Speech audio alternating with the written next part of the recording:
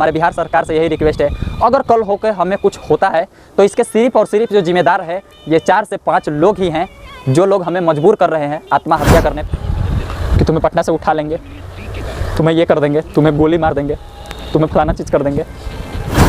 देखिए, हम नहीं चाहते, हम आप लोग के जैसा राजनीतिक नहीं करना चाहते हैं, और हम लोगों की ऐसी संस्कार भी नहीं है कि आपके लोग के जैसा हम चेहरा चमका ले और आप लोग के जैसे हम राजनीतिक करें। हम लोग के ऐसे संस्कार नहीं। और जिन जिन लोगों ने हम लोगों को बदनाम किया है, आप कह रहे थे ना कि हम FIR करेंगे, FIR करेंगे। आप भले FIR कीजिए या मत कीजिए, लेकिन हम ज़रूर करेंगे, इसलिए क्योंकि आपने हम लोगों को इतना बदनाम कर दिया, हम लोगों को आत्महत्या करने पे आप मजबूर कर रहे हैं। लेकिन जब उससे आप सवाल करने लगिएगा कि ये गाना अश्लील है, ये गाना हमारे समाज में बजने लायक नहीं है, तो उनका कहनाम ये होता है कि ये मीडिया फर्जी है और इस मीडिया को भोजपुरी से हटा देना चाहिए, इस मीडिया को जेल भेज देना चाहिए। यही होता है उनका कहनाम। दोस्तों, अभी सोशल मीडिया पे एक चीज़ का बहुत ज़्यादा चर्चा चल रहा है, PK आर्यन जी क्यों पहुँचे हैं हॉस्पिटल, PK आर्यन जी को क्या हुआ कि वो हॉस्पिटल पहुँच गए। बहुत सारे लोग इसकी वास्तविक सच्चाई जो है वो जानना चाहते हैं। तो दोस्तों, आज हम इसी विषय पे चर्चा करेंगे और यही चीज़ बताने के लिए मैं आपके पास आया हूँ, आप लोगों के सामने, कि इसकी वास्तविक सच्चाई जो है मैं आप तक पहुँचा दूँ और आपको बता दूँ। तो दोस्तों, बात यह है कि जो लोग ऐसा कह रहे हैं कि मीडिया के टॉर्चर के कारण PK आर्यन जी हॉस्पिटल पहुंच गए हैं, तो दोस्तों ये चीज़ सरासर झूठ है। आप लोगों ने देखा होगा दोस्तों, मैंने भी PK आर्यन जी का इंटरव्यू किया है और PK आर्यन जी से मेरा ऐसा कोई भी सवाल नहीं है जिसका जवाब PK आर्यन जी देने के बाद एकदम परेशान हो जाए, ऐसा कोई सवाल ही नहीं है मेरा। जो कुछ लोग हैं ऐसे जो लोग मीडिया को बदनाम करना चाहते हैं, मीडिया को भला बुरा कह रहे हैं, मीडिया को बदनाम कर रहे हैं, और मीडिया को बदनाम भी किसके सामने कर रहे हैं, एक मीडिया के सामने ही। दोस्तों, इनका कहनाम कैसा है पता है? इनका कहनाम है कि तुम सिर्फ माइक लेकर के और हमारे मुंह के पास सीधे खड़े हो जाओ, तुम कुछ नहीं बोलोगे तो तुमसे मीडिया का कोई सर्टिफिकेट नहीं मांगा जाएगा, तुमसे ये भी नहीं पूछा जाएगा क्या तुम्हारा जो चैनल है ये भारत सरकार से रजिस्टर है या नहीं, ये भी नहीं पूछा जाएगा। अगर आप उसके सामने खड़ा हो, चुपचाप माइक लेके खड़ा हो जाइएगा तो। लेकिन जब उससे आप सवाल करने लगिएगा कि ये गाना अश्लील है, ये गाना हमारे समाज में बजने लायक नहीं है, तो उनका कहनाम ये होता है कि ये मीडिया फर्जी है और इस मीडिया को भोजपुरी से हटा देना चाहिए, इस मीडिया को जेल भेज देना चाहिए। यही होता है उनका कहनाम। और ऐसे कुछ लोग हैं भी जो लोग मीडिया में अपना चेहरा चमकाना चाहते हैं, उनके गाने पे व्यूज आएगा भले 500, 1000, 2000, लेकिन मीडिया में आकर के वो तो इतना बड़ा बड़ा ज्ञान देंगे कि उनके इतना ज्ञानी बाबा कोई है ही नहीं। ऐसे ऐसे हमारे कुछ लोग हैं हमारे भोजपुरी में जो इतने ज्ञानी हैं कि मत पूछिए, उतने ज्ञानी शायद ही कोई होंगे। मुझे नहीं लगता कि मीडिया में जितने भी लोग कहे हैं ना, उनमें से किसी का रिकॉर्डिंग हमारे पास नहीं होगा, सबका है। व्हाट्सएप पे लाइव लोकेशन भी भेजा हुआ और व्हाट्सएप पे रिकॉर्डिंग भी भेजा हुआ, सबका है। धीरे धीरे सबका पर्दाफाश करेंगे और आप लोग तक सच्चाई पहुंचाएंगे। और आप लोगों को मैं बता दूं, कुछ मीडिया वाले भाई का गलती है, उन भाई का गलती है जो भाई उनके घर पे पहुंच गए। उनके मम्मी से, उनके पापा से, उनके भौजाई से सवाल नहीं होना चाहिए था। चंदन चंचल जी ने इस गाने को गाया है तो चंदन चंचल जी से ही सवाल होना चाहिए था, भले आज हो, एक महीना बाद हो, 1 साल बाद हो, 2 साल बाद हो, 5 साल बाद हो, इनसे ही सवाल होना चाहिए था, उनके मम्मी पापा से सवाल नहीं होना चाहिए था। और सबसे पहली बात मैं आपको बता दूं दोस्तों, इंटरव्यू का प्रोसेसिंग क्या होता है आपको पता है? जब हमें लगता है कि कोई सिंगर या किसी राइटर का हमें इंटरव्यू लेना होता है तो उसे हम लोग कॉल करते हैं कि सर आपका इंटरव्यू हमें लेना है, क्या आप 5 मिनट का समय देंगे? तो वो हमारा पहले चैनल का नाम पूछते हैं कि आप कौन से चैनल से हैं, तो हम उनका चैनल का नाम बताते हैं, अपने चैनल का नाम उनको बताते हैं, तो वो हमारे चैनल को सर्च करते हैं। जब देखते हैं कि हाँ यार ये चैनल के अच्छे खासे सब्सक्राइबर है, अच्छा खासा व्यू जा रहा है, तो वो हमें अपना लोकेशन भेजते हैं और कहते हैं कि ठीक है फलाने लोकेशन पे आप आ जाइए।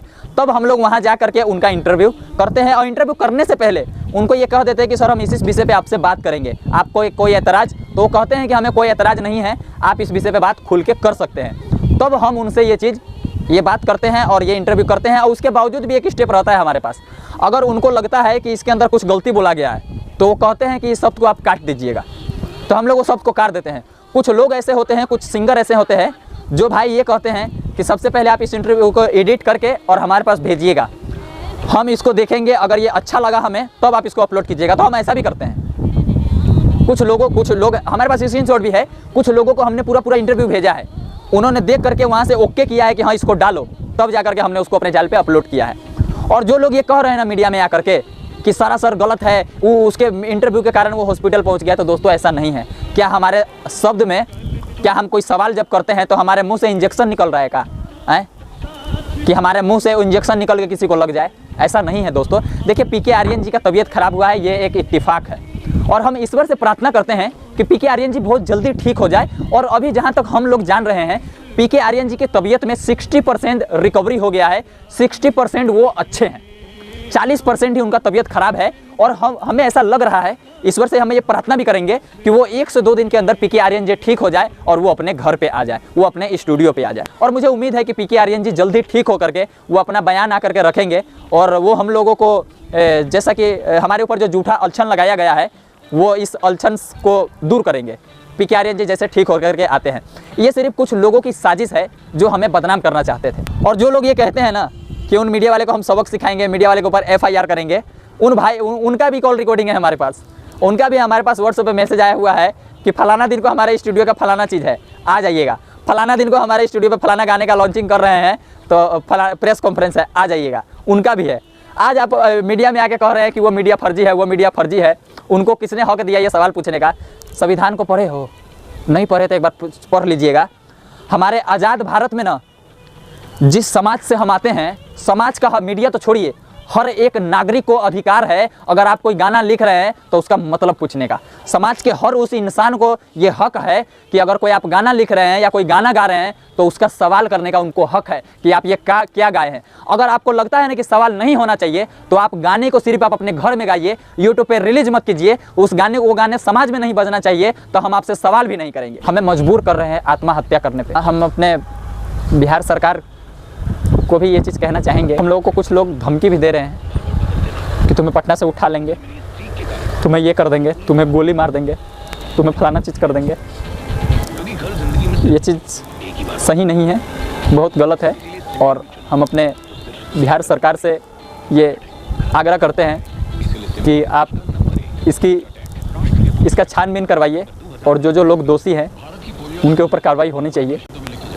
और जिन लोगों ने हम लोगों को बदनाम किया है, आप कह रहे थे ना कि हम FIR करेंगे।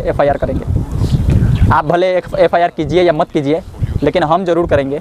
इसलिए क्योंकि आपने हम लोगों को इतना बदनाम कर दिया, हम लोगों को आत्महत्या करने पे आप मजबूर कर रहे हैं। आप लोग को लग रहा होगा कि मैं झूठा बड़बड़ा रहा हूँ, तो मैं आप लोगों को ये भी दिखा दूँ। ये देखिए मैं आपको लोगों को कॉल लिस्ट दिखा दूँ। ये देखिए ओनली फॉर अननोन नंबर। ये देखिए अननोन नंबर। ये देखिए एक दिन में कम से कम भी अगर कॉल आता है तो 50 से 60 कॉल एक दिन के अंदर आ रहा है। और हमें धमकी दिया जा रहा है कि तुम्हें उठा लेंगे, तुम्हें मार देंगे, तुम मिलो, तुम कहाँ हैं, ये कर देंगे, वो कर देंगे, कि तुम्हारे कारण हॉस्पिटल में वो भर्ती है, तुमने ऐसा किया, तुमने वैसा किया। और हमने ऐसा किया ही नहीं। जो लोग उनके माता पिता से सवाल किए हैं, उनके माता पिता से ये किए हैं। मैं इन लोगों से ये जानना चाहूँगा दोस्तों कि उन एक भी चैनल का नाम आपको याद है? आपको पता है कि BFC न्यूज़ उनके घर पे गया था या नहीं गया था?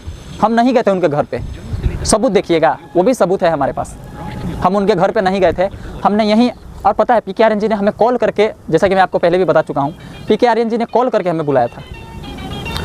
हमारे पास लोकेशन भी भेजा हुआ। वो सम्राट जी के स्टूडियो में नहीं थे, दूसरे स्टूडियो में थे, तो हमारे पास लोकेशन भी भेजा हुआ है। देखिए हम नहीं चाहते, हम आप लोग के जैसा राजनीतिक नहीं करना चाहते हैं और हम लोगों की ऐसी संस्कार भी नहीं है कि आपके लोग के जैसा हम चेहरा चमका ले और आप लोग के जैसे हम राजनीतिक करें।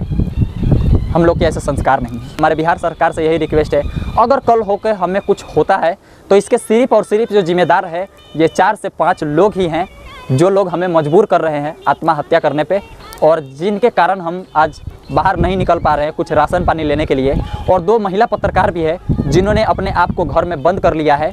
और कुछ लोग ऐसे हैं जो पटना छोड़ के भी चले गए हैं सिर्फ इसी कारण, क्योंकि कोई ठीक, इन लोगों ने इतना बदनाम कर दिया है कि कोई ठीक नहीं है कि इनके साथ कब क्या हो जाए। पीके आर्यन जी अभी बेड पे हैं, उनका कोई बयान नहीं आया, आपने सीधा हम लोग को दोषी करार दे दिया। जज हैं आप, क्या है आप? बोलने से पहले ज़रा सोच लिया कीजिए कि हम क्या बोल रहे हैं। जिस मीडिया को आप फर्जी बताते हैं ना, उसी मीडिया को कॉल किए हुए हैं, उसी मीडिया को आप मैसेज किए हुए हैं, उसी मीडिया को लोकेशन भेजे हुए हैं, तब जाकर के उसने आपका इंटरव्यू किया है। मीडिया को सपना आता है क्या कि मीडिया को सपना या फलाने जगह जाके इंटरव्यू कर लिया? आपको पता है इंटरव्यू का प्रोसेसिंग क्या होता है? पहले कॉल करता है आदमी, उसके बाद वो सामने वाला लोकेशन भेजता है, वहाँ जाकर के हम लोग कहते हैं कि सर आपसे इस विषय पे सवाल करेंगे। वो कहते हैं कि हाँ सर कीजिए। क्यों? अपना चेहरा चमकाने के लिए। ये लोग ये देखते हैं कि हाँ ये चैनल का चलो 5 मिलियन सब्सक्राइबर है, 1 मिलियन सब्सक्राइबर है, ये 1 लाख सब्सक्राइबर है, 2 लाख सब्सक्राइबर है, इसलिए देता है वो लोग। सबको जो कॉल कर करके बुलाए हो ना, सब रिकॉर्डिंग है, सबका व्हाट्सएप पे लोकेशन भेजा हुआ है, सबको स्क्रीनशॉट वायरल करेंगे। खाली पीके आर्यन जी को ठीक होकर और उनको घर पे लौट जाने दीजिए। ईश्वर से मेरी यही प्रार्थना रहेगी कि पीके आर्यन जी जल्द से जल्द ठीक हो जाए और वो अपना बयान दे।